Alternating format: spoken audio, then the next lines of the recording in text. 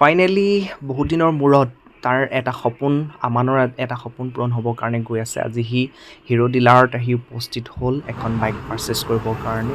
Already বাইকখন আমাক বাহিৰত উলিয়াই দিলে। সেই দাদাজনে গ্লেমাৰ বাইকখনত যিখিনি এক্সেছৰিজ লগাব লগা আছে সেইখিনি সুন্দৰভাৱে লগাই দিলে আৰু তাক বুজাই দিলে যে বাইকখনত কি কেনেধৰণে মেইনটেনেঞ্চ কৰিব লাগে। ইয়াত দেখিছেনে, ইয়াত বহুত ধৰণৰ বাইক সজাই থোৱা আছে, স্প্লেণ্ডাৰ গ্লেমাৰকে ধৰি, আৰু সিও তাৰ নিজৰ বাইকখন অলৰেডি তাক ডেলিভাৰী দিলে আৰু বাহিৰত এনেকৈ ধৰণে সজাই থ'লে আমাক ডেলিভাৰী দিবৰ কাৰণে।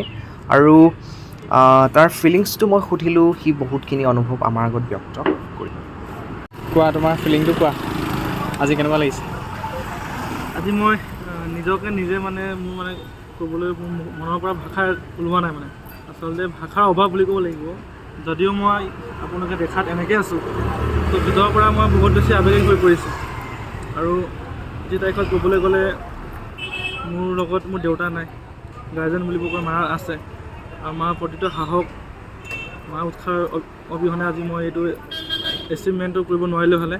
তো প্ৰথম মোৰ জীৱনৰ আজি কিবা এটা কৰি পিনি চলিব পৰাকৈ এখন বাইক ল'ব পাৰিছোঁ।